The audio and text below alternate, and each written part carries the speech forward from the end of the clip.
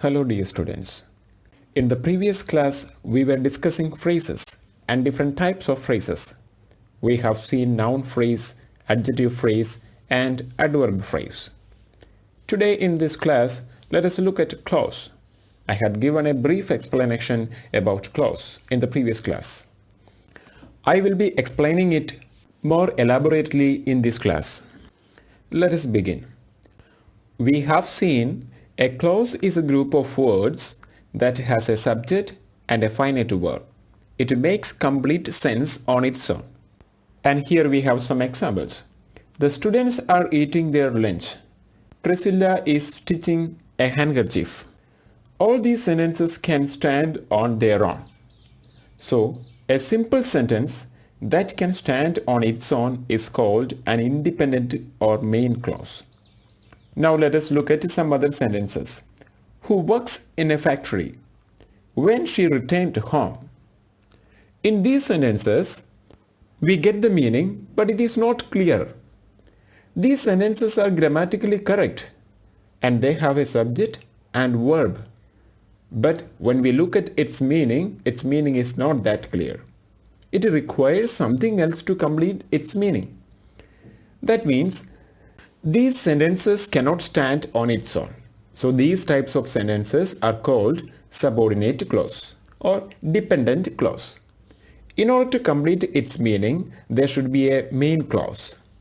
If we give a definition for it, a subordinate clause is a clause that cannot stand on its own and requires an independent clause to convey the complete thought. A subordinate clause has a subject and a verb. Let us discuss some examples. First one. I love eating sandwiches with a chocolate milkshake and a salad whenever I am hungry. In this sentence, it has two clauses. The first clause is I love eating sandwiches with a chocolate milkshake and salad. And the second clause is whenever I am hungry. Both the clauses have subject and verb. In the first clause, I is the subject and love is the verb. In the second part of the sentence or the second clause, whenever I am hungry, I is the subject, am is the verb. So it is clear that the first part of the sentence and the second part of the sentence are clauses. Now we have to find out which one is the main clause and which one is the subordinate clause. Let us look at the first part of the sentence. I love eating sandwiches with a chocolate milkshake and a salad. When we look at its meaning, the sentence provides us a clear meaning. Now let us look at the second part of the sentence. Whenever I am hungry. When we look at the meaning of this sentence or this part of the sentence, we don't get a clear meaning. It is not completed. We feel that it is incomplete. Something else is needed to complete the meaning of the sentence. So the second clause, whenever I am hungry, is a dependent clause. That sentence is dependent on the main clause. Here in this sentence, the main clause is I love eating sandwiches with a chocolate milkshake and salad. Let us look at another example. The book you were telling me about is available in the library. The book you were telling me about is available in the library. When we discuss about this sentence, apart from the previous sentence, the subordinate clause is not placed after the main clause or before the main clause. In this sentence, the subordinate clause is placed in the sentence. Let us find it out. The book is available in the library. The book is available in the library. And the other clause is you were telling me about. You were telling me about. So when we read the entire sentence, the book you were telling me about is available in the library. So let us take the main clause. The book is available in the library. And it provides us a clear meaning and it can stand on its own. So now let us find out the subordinate clause. Subordinate clause is here, it is you were telling me about. Here the subject is you, were telling is the verb, and you were telling me about is the is another clause, and that depends on the main clause. And also when we look at it, you were telling me about. This clause is talking about the book. So we can say that you were telling me about is a clause and it's a subordinate clause, and at the same time it qualifies the subject, the book. So this clause is standing as an adjective in this sentence. So once again, the book you were telling me about is available in the library. And the main clause of this sentence is the book is available in the library. You were telling me about is the subordinate clause. Now let us look at another example. I waited for Maratha till it began to rain. I waited for Maratha till it began to rain. In this sentence, I waited for Maratha is the main clause. Till it began to rain is the subordinate clause. So dear students, in order to find out the main clause and subordinate clause, we have to understand the meaning of the sentence. Let us go further. Just like phrases, subordinate clauses also have different types depending on their function in a sentence. We have just seen in the second example, the book you were telling me about is available in the library. The subordinate clause you were telling me about is qualifying the book, and that stands as a adjective. So what clause it will be? It will be an adjective clause. The subordinate clause of that sentence is an adjective clause. Now let us look at more elaborately here. The main three types of subordinate clauses are noun clauses, adjective clauses, adverb clauses. So I hope you understood what is an adjective clauses, but even then I will explain it once again. Now let us begin with the noun clause. So as we have seen in the phrases, and the noun phrase stand as a noun, and here also the noun clause act as a noun in a sentence. So in the difference between the noun phrase and noun clause is that the noun phrase will not be having a subject or a verb, but the noun clause will have a subject and a verb. Both the noun clause and noun phrase are group of words and they function as noun, but the difference between the noun clause and noun phrase is that noun phrase will not be having a subject or a verb, and the noun clause will have a subject and a verb. Let us see the example. What she wants to be is a famous singer. What she wants to be is a famous singer. In this sentence, what she wants to be is the subordinate clause, and it stands as a subject.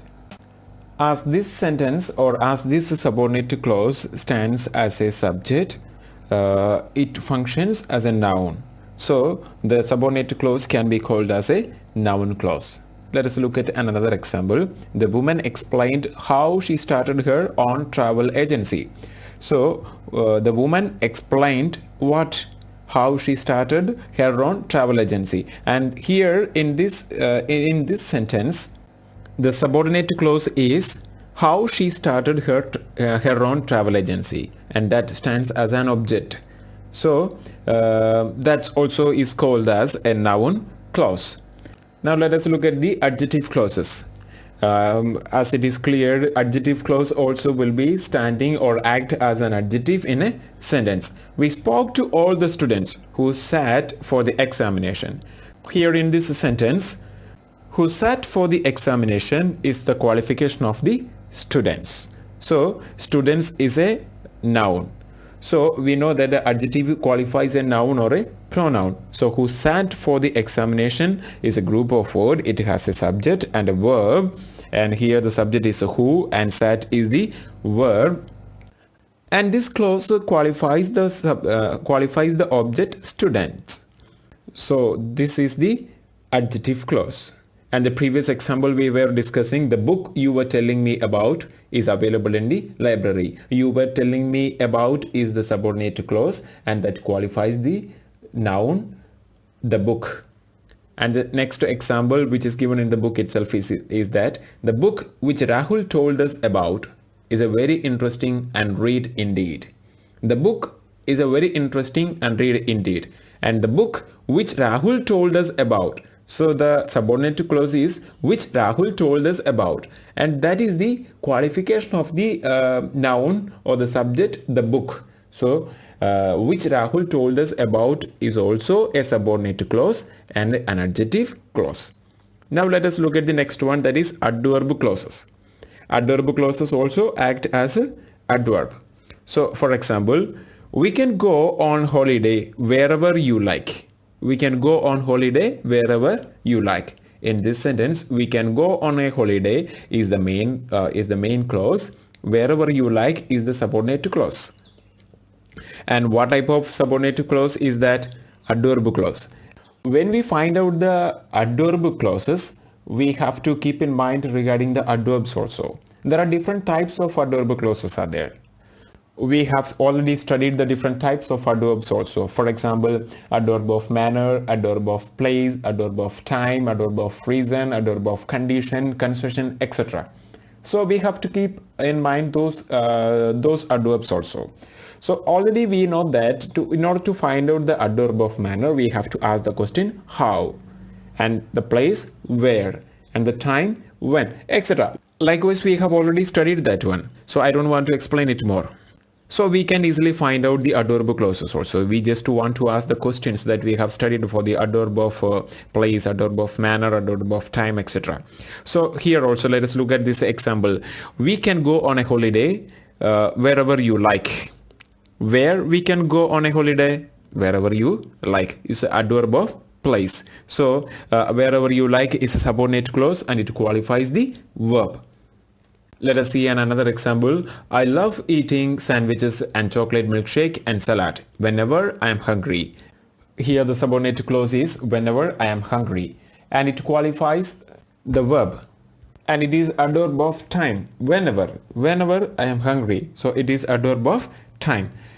So dear students, I am just packing up the class here, and today we have seen the difference between the main clause and subordinate clause. And we have discussed the three different types of subordinate clauses: noun clauses, adjective clauses, adverb clauses.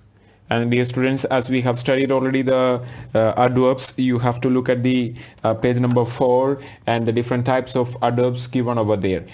And as a homework, I request you all to find out the answer of exercise C, page number 3. That is to underline the main clauses and to circle the subordinate clauses in the sentences given below. Thank you. Have a nice day.